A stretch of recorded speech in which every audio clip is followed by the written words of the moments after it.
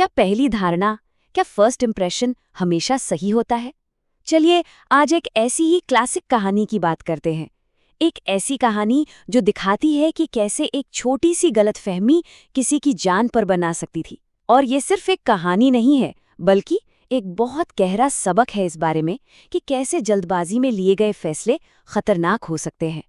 तो कहानी शुरू होती है सीधे एक्शन के बीच से। सोचिए, एक घना जंगल है और वहां एक आदमी पर जोर जोर से चिल्लाकर इल्जाम लगाया जा रहा है। क्या हो रहा है? कौन है ये आदमी? ये एक बहुत ही उलझाने वाला और कह सकते हैं कि नाटकीय पल है जो हमारी कहानी का स्टेज सेट करता है। अच्छा, तो ये सब हुआ कैसे?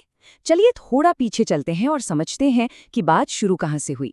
हम बात कर रहे हैं एक ऐसे जंगल की जो खतरे में है, और यहाँ के जो कबीले के सरदार हैं, जिंगा लाला, वो एक बहुत बड़ी मुश्किल से गुजर रहे हैं।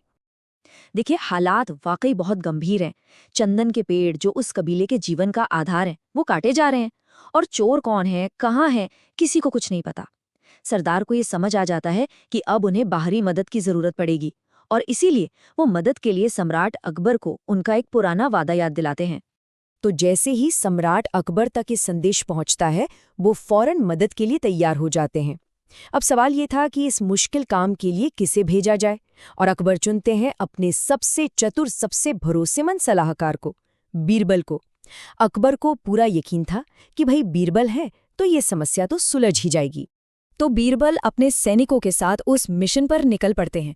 सब कुछ बिल्कुल प्लान के मुताबिक चल रहा होता है, लेकिन तभी अचानक कुछ ऐसा होता है जिससे पूरा का पूरा मिशन ही पटरी से उतर जाता है। अब देखिए हालात कैसे बिगड़ते हैं। अचानक एक जोर की आंधी आती है, साथ में मूसलाधार बारिश। इस पूरी अफरा तफरी में बीरबल अपने सैनिकों से बिछड़ जाते हैं। और सिर्फ इतना ही नहीं, वो फिसलकर कीचड़ में गिर पड़ते हैं, उनके कपड़े फट जाते हैं।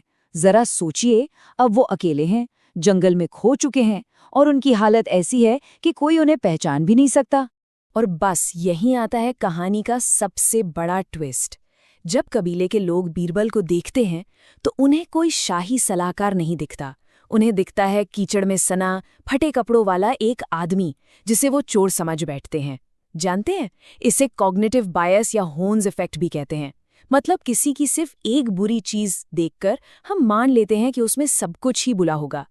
उनकी नज़र में बीरबल एक मुजरिम है, जबकि सच तो ये है कि वो उनकी मदद करने आया है। तो अब बीरबल को पकड़ लिया गया है। उन्हें अपनी जान बचानी है, पर तलवार से नहीं, अपनी अक्ल से। यहीं से उनकी असली परीक्षा शुरू होती है। सरदार जिंगालाला बीरबल की एक नहीं सुनते। वो कोई दलील, कोई सफाई सुनने को तैयार ही नहीं है। बस बीरबल का हुलिया देखकर उन्हें चोर मान लिया जाता है और सजा सुनाई जाती है, मौत की। सोचिए, बीरबल की जान अब दांव पर लगी है। लेकिन बीरबल इतनी आसानी से हार मानने वालों में से नहीं थे। वो अपनी पहचान साबित करने के लिए एक मौका मांगते हैं। सरदार ने भी बीरबल की चतुराई के किस्से तो सुने ही थे, तो वो उन्हें एक चैलेंज देते हैं।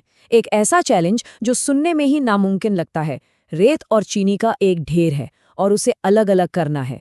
शर्त यह है कि अगर वो कामयाब हो गए तो जिंदा बचेंगे, वरना मौत तो तय है। अब माहौल में एक अजीब सा तनाव है और सबकी नजरें बीरबल पर है। बीरबल उस पहेली के बारे में सोच रहे हैं जो उनकी जिंदगी और मौत के बीच खड़ी है। हर कोई सांस रोके इंतजार कर रहा है कि आखिर वो इस नामुमकिन काम को करेंगे कैसे। बीरबल गहरे सोच में डूबे ही होते हैं कि उनकी नजर जमीन पर चलती एक नन्ही सी चींटी पर पड़ती है, और बस उसी एक पल में उन्हें अपनी मुश्किल का हल मिल जाता है। ये वो आहा मोमेंट था। जवाब कहीं और नहीं बल्कि प्रकृति में ही छिपा था। और बीरबल का तरीका देखिए, कितना सरल और कितना शानदार था। उन्होंने कोई जादू टोना नहीं किया, बस जमीन पर एक कपड़ा बिछाया, उस पर रेत और चीनी का मिश्रण फैला दिया और बस इंतजार करने लगे। है ना कमाल की बात?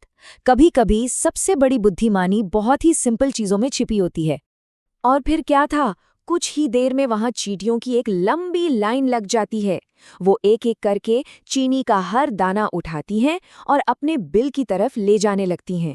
कबीले के लोग तो बस अपनी आंखों के सामने इस नामुमकिन काम को होता हुआ देख रहे थे, और देखते ही देखते कपड़े पर सिर्फ और सिर्फ रेत बच जाती है। और कहानी में एक और मोड़। ठीक उसी वक्त जब बीरबल अपनी अक्लमंदी साबित कर ही रहे होते हैं, अकबर के सैनिक वहां पहुंच जाते हैं। और उनके साथ कौन होता है? असली चंदन चोर फुंकट चंद और मुफत चंद। अब तो बीरबल की बेगुनाही का आखिरी और पक्का सबूत भी सबके सामने था। तो कहानी तो यहाँ खत्म हो जाती है, लेकिन इसका सबसे ज़रूरी हिस्सा तो अब शुरू होता है। वो सबक जिसने इस कहानी को आज भी इतना प्रासंगिक बनाए रखा है। बीरबल सरदार से एक बहुत गहरी बात कहते हैं, और ये बात ही इस पूरी कहानी का सार है। वो कहते हैं, किसी व्यक्ति को उसके रूप से नहीं बल्कि उसके व्यक्तित्व से आंकना चाहिए।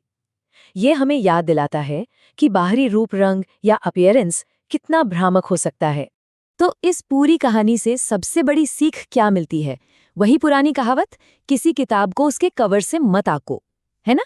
पर यह सिर्फ एक कहावत नहीं है, ये असल में हमारे दिमाग के उस शॉर्टकट के खिलाफ एक चेतावनी है जो पहली नज़र में ही किसी के बारे में राय बना लेता है।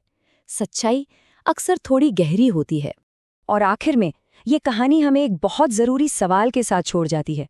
सोचने वाली बात है कि हमारी अपनी जिंदगी में कौन से ऐसे पूर्वाग्रह हैं, कौन से बायसेस हैं जो हमारी पहली धारणाओं को तय करते हैं, और इस बारे में सोचना कितना ज़रूरी है।